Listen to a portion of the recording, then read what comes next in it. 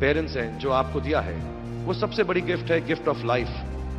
जिंदगी की जो जिंदगी एक खुद ही सबसे बड़ा तोहफा है हमारी जिंदगी, और उसको वैसे ही ट्रीट कीजिए। जिंदगी के अंदर जो भी मुकाम आए, जैसी भी चीजें हो, अच्छा हो बुरा हो, कभी अंधेरा हो कभी उजाला हो, हर चीज को रिस्पेक्ट कीजिए और जिंदगी में ग्रेस रखिए हर इंसान की तरफ। हर इंसान जो भी आपसे जो भी बात करेगा वो अपनी मुसीबत के हिसाब से करेगा, अपनी हैसियत के हिसाब से करेगा। कभी गलत बात भी बोलेगा, ऊंची बात भी बोलेगा। जब आप काम करेंगे, जब आप बड़ी बड़ी कंपनीज के अंदर नौकरी हासिल करेंगे, आपका हमेशा झगड़ा रहेगा, जो मेरा जूनियर है वो ऐसी बात करता है, मेरा सीनियर जो है ऐसी बात करता है। लेकिन सब जो हैं जिंदगी से जूझ रहे हैं, इस जिंदगी में कुछ बनने की कोशिश कर रहे हैं। सो वो ग्रेस जो है, वो लीवे जो है, हर किसी को दीजिएगा जो आपके साथी हैं, जो आपके साथ साथ काम कर रहे हैं, जो आपका साथ काम नहीं भी कर रहे और जो आपका साथ नहीं भी दे रहे। ग्रेस से बड़ी चीज आप जिंदगी को वापस नहीं लौटा सकते। आप लोगों को सिर्फ इतना कहना चाहूंगा कि जैसे आपकी सोच है, जो आपके दिल में आए, जिंदगी भर सिर्फ वही कीजिएगा। क्योंकि जब आप मेरी उम्र के होंगे या अपने माँ बाप की उम्र के होंगे, अपने टीचर्स की उम्र के होंगे, तो कहीं ना कहीं दिल में कोई ना कोई रिग्रेट रह जाती है कि मैंने वो क्यों नहीं किया। तो हर लड़के और हर लड़की को मैं सिर्फ यही कहूंगा, प्लीज जो दिल में आए इस उम्र में जरूर कीजिएगा। डोंट थिंक किसी को, बहुत सारे बच्चे होंगे यहाँ पे जिनको मालूम भी नहीं होगा टाइपराइटर कैसा लगता है। अब सब कंप्यूटर पे काम करते हैं, तो टाइपराइटर के ऊपर जब आदमी लिखता है और अगर गलत लिखता है तो उसको मिटाने में बहुत तकलीफ होती है। So you have to be very diligent, बहुत ध्यान से लिखना पड़ता है। हम गलती नहीं कर सकते। और टाइपेक्स यूज करते थे टाइप को निकालने के लिए, कभी उंगली फंस जाती थी उसकी कीज के बीच में, मगर बहुत मेहनत से, बहुत डिलिजेंस से काम करना पड़ता था। तो जब मैं उस पर टाइपिंग सीखा स्कूल में कॉमर्स करते वक्त, so the only thing I realise is that practice makes you perfect. तो जो भी काम आप जिंदगी में करें उसको डिलिजेंस से करें, ऐसा करें कि कोई गलती ना हो, अपना पूरा दिमाग लगाकर करें, सोच समझ कर करें। ऐसे करें कि ये काम जिंदगी में आपका पहला काम है और इसके बाद आपको मौका नहीं मिलेगा, और शायद ये काम आपका जिंदगी का आखिरी काम है, इसके बाद फिर मौका नहीं मिलेगा। So do it with that kind of diligence. क्योंकि जिंदगी में कभी ना कभी, कहीं ना कभी ऐसा मुकाम आएगा जब आप बहुत अकेला फील करेंगे। हो सकता है दुख का समय भी आए। उस वक्त आपकी जो क्रिएटिविटी है वो आपकी सबसे अच्छी दोस्त होगी, दुनिया उसको माने या ना माने। कि अगर आपको सक्सेसफुल बनना है, कामयाब बनना है, तो ये दो चार चीजें हैं जो आपको नहीं करनी। एक तो खाना मत खाइएगा प्लीज। खाने में परेशान हो जाए, खाना खाना है, सोना है, आराम करना है। यू हैव टू बी, और मैं सच बोल रहा हूं ये, तो जो जो बातें 5 स्टार होटल के स्पा में आपको सिखाई जाती हैं, रिलैक्स, टुंग टोंग टिंग टोंग टिंग टोंग, क्लोज योर आईज, और ये सब जो अच्छी living, healthy living, good living, ये सबको त्यागना पड़ेगा। There is nothing like healthy living, good living, sleep, food, आराम, रिलैक्सेशन, आंखों के ऊपर वो क्यूकम्बर लगा के, खीरा वीरा, इससे कुछ नहीं होगा। अगर आपको सक्सेसफुल होना है तो आपको परेशान रहना है, टेंस रहना है, ब्लड प्रेशर होना पड़ेगा, सोना नहीं चाहिए, खाने की बिल्कुल तकलीफ नहीं होनी चाहिए। मैं तो कहता हूँ, मैं जब फर्स्ट आजकल घूमता हूँ, मैं चल रही है मेरी, मैंने आपको बताया मैं फर्स्ट क्लास प्लेन में ट्रैवल करता हूँ, वो जो रिक्लाइनिंग बेड होता है मैं उसको रिक्लाइन भी नहीं करता हूँ। So you cannot be restful and at peace if you want to be successful. And it's the truth, it's God's honest truth. आपको कोई और बात बता दे, मैं आपको 2-4 बातें बताना चाहता हूँ जो जवान लोग हैं यहाँ पे, कि ये सोना आराम हराम है, कोई जरूरत नहीं है सोने वोने की, खाने पीने की। दूसरी बात, अगर आपको सैक्रिफाइस नहीं करना आता तो आप बिल्कुल कामयाब नहीं होंगे। जो आप इस वक्त हैं उसको त्याग कर जो आप बनना चाहते हैं वो ना कर सके। जैसे मैं बहुत लेजी हूँ, I like to play video games, be with my children, I don't like to work, I like to write poems, I want to read books, I want to relax, but I sleep only for 4-5 hours, और मैं सुबह उठ के काम पे चले जाता हूँ। 6 पैक बनाना है तो वर्कआउट भी करता हूँ, I hate it but I sacrifice it all. Third, आपको दुख पहुंचेगा, दर्द पहुंचेगा, पेन पहुंचेगा, पेन चला जाएगा, सक्सेस इंतजार नहीं करेगा। तो दर्द होता रहे, बुखार होता रहे, जुकाम होता रहे, परेशान होते रहें, आपको सब कुछ करना पड़ेगा। तो ये सब बातें बेकार हैं। और जो भी आपको बोले कि यार आराम करो, जिंदगी जो है is beyond work and all, it's good if you don't want to be successful. I feel envy and envious of people who relax and rest. I feel jealous of people who don't want to be successful. Because success will not come unless you are completely restless. You have to be like that. Special. I keep saying this again and again. It's not important to be special. सबसे पढ़ाई में first आना जरूरी नहीं है. उसके बाद ये करना क्योंकि मम्मी पापा कहते हैं जरूरी नहीं है. क्योंकि हमारे को ये चांस मिल रहा है और इसके बाद नौकरी नहीं मिलेगी, यही कर लो, जरूरी नहीं है. So I think that is the era which made us realize it's not special to be special. Right. It is special to be ordinary.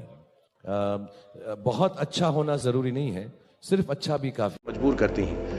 If you get up in the morning and if you think only good thoughts, किसी के लिए बुरा मत सोचो, सिर्फ अपना अच्छा सोचो. मैं बड़ा सेल्फिश आदमी हूँ और मैं बिलीव करता हूँ कि अगर दूसरों का सोचने का मौका ना मिले, अपने लिए भी सिर्फ अच्छी बात सोचो. ये मत सोचो कि दूसरा हार जाए, ये सोचो कि मैं कैसे जीतूं. It's only a way that you can turn around the same thought. दुनिया वैसी नहीं है जैसा आप सोचते हो, दुनिया वैसी है जैसे आप हो. सो जो भी आपको कभी कभार दिल में आता है कि ये इंसान में से अच्छाई नहीं कर रहा है, ये घटिया है, ये बुरा है, ये जो सिचुएशन है अच्छी नहीं है, as a matter of fact अगर आप अपना नजरिया बदल के रात को सोने से पहले उसी आदमी के बारे में उसके पॉइंट ऑफ व्यू से देखें, उसी सिचुएशन को एकदम नेगेटिविटी के बिना देखें, तो आपको मालूम पड़ेगा कि सिचुएशन इतनी बुरी नहीं है. आपके अराउंड जो लोग हैं, दोस्त हैं या दुश्मन जिन्हें आप समझते हैं, वो एक्चुअली दुश्मन नहीं है. So it is the way you think of the world, that is how the world will look to you, is the most important aspect of this book. मुझे अपनी भी मुझसे पूछा इन्होंने सवाल, मैंने पूरा जवाब नहीं दिया कि मैं जब छोटा था तो कैसा सोचता था. मैं सोचता था कि इतना बड़ा स्टार बन जाऊंगा. आई रिमेंबर मैंने टीवी में एक सीरियल किया था, आप लोग शायद बहुत सारे यहाँ पे छोटे इन्होंने देखा नहीं होगा, एक फौजी सीरियल किया था मैंने. एंड पहली बार जब मैं सड़क में जा रहा था तो मैंने देखा 2 औरतें 3 व्हीलर में हैं और सडनली उन्होंने मुझको देखा. मेरा नाम उस सीरियल में अभिमन्यु राय था, फौजी में. और सडनली उन्होंने मुझे देखा और मैंने नोट किया कि उनके मुंह पे इतनी बड़ी मुस्कान आ गई है मुझे देखते ही कि हाय शाहरुख शाहरुख, ऐसा करके वो चिल्लाने लगे.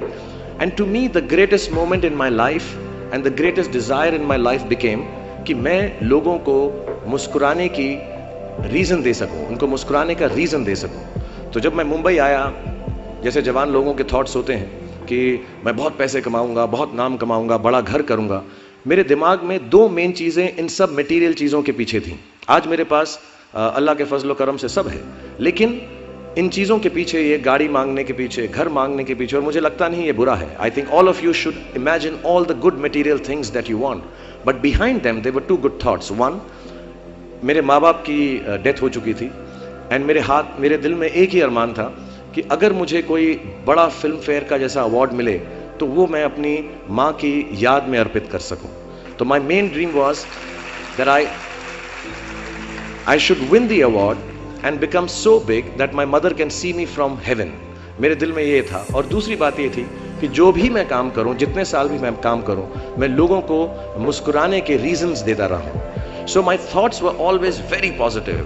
My reasons were very, very clear कि I will do this to bring smiles to people's faces. And that's the God's honest truth. Today sometimes I don't need any of it, but I keep working day and night, 20 hours a day. मेरे बेटे का जन्मदिन था परसों और उसने कहा आप मेरे साथ नहीं हो. नहीं, मैंने कहा मैं काम पे जाऊंगा, बिकॉज लोगों की मुस्कुराहट मेरे लिए सबसे ज्यादा अहम है. So if you have a good reason,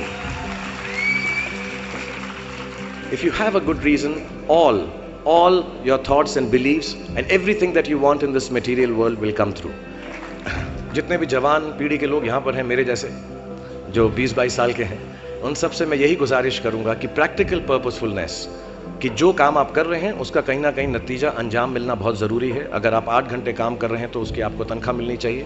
अगर आप फिल्मों में काम कर रहे हैं तो आपको उसके लिए अवार्ड मिलना चाहिए. जो भी मटेरियल चीज़ आपके दिल में है, उसकी आस्था, उसका दिमाग में, उसको हमेशा रखें. मैं कभी भी किसी बच्चे को ये नहीं कहूँगा कि सारी ज़िंदगी सोशल वर्क में गुजार दो, अच्छे काम करो, सिर्फ प्रेयर करो. No, I think you should go and get what you want in life. All the material things. You should have a big house for your family. You should have a good car for your elder parents. You should be able to educate your sister and your daughter to the best possible way that you can. Please do all that. But somewhere in your heart, remember that each job that you do, जो भी कार्य आप करें, जो भी काम आप करें, उससे कहीं ना कहीं ह्यूमैनिटी का कुछ ना कुछ पॉजिटिव होना ज़रूरी है. कहीं ना कहीं पर उनका बढ़ावा होना ज़रूरी है। If you keep that thought in mind, मैं भी आपको बताऊंगा, कुछ लोगों ने स्टीव जॉब्स के बारे में सुना होगा, अभी अभी रिसेंटली उनका देहांत हुआ। उनको कैंसर था, पैनक्रियाटिक कैंसर था, एंड उन्होंने एप्पल कंपनी सबसे बड़ी कंपनी मानी जाती है दुनिया के अंदर आजकल, उन्होंने अपने अंतिम समय में 6 महीने में रियलाइज़ किया कि जब भी मुझे मालूम पड़ा कि अब मेरी मौत करीब है, मुझको फेलियर और सक्सेस दोनों का डर या उससे खुशी ख़त्म हो गई। मेरे दिल में सिर्फ एक ही बात थी कि जब भी मैं कोई चीज़ बनाऊंगा, कंप्यूटर बनाऊंगा या कोई भी गुड बनाऊंगा, उससे इंसानों का, ह्यूमैनिटी का क्या फ़ायदा होगा। So I want to tell all the youngsters, please do whatever you want to do in terms of being well off materially, but somewhere keep a spiritual thought that the world should be a better place because you were born in it. और जब मैं शुरुआत में यहाँ पे आया तो मुझे ऐसा लगा था 1.5-2 साल काम करूँगा और फिर चला जाऊँगा, और मैं 25 या 26 साल का था। एंड बहुत सारे लोगों ने ऐसा कहा कि बेटा देखना, जब 50 साल के हो गए ना तब पता चलेगा। मैं हो गया हूँ 50 साल का, 25 साल पलक झपते ही निकल गए हैं, लेकिन अभी तक ये नहीं पता चला कि 50 साल का होने में क्या पता चलेगा। और वो इसलिए नहीं पता चला क्योंकि मेरे जो डायरेक्टर्स हैं, जो प्रोड्यूसर्स हैं, रोहित यहाँ पर हैं, पुनीत साहब यहाँ पर हैं, बहुत सारे डायरेक्टर्स और प्रोड्यूसर्स और को एक्टर्स, कॉलीग्स, राइटर्स, उन्होंने इतना प्यार दिया, और उन सबसे भी ज़्यादा आप लोगों ने इतना प्यार दिया कि पता ही नहीं चला कि क्या होगा।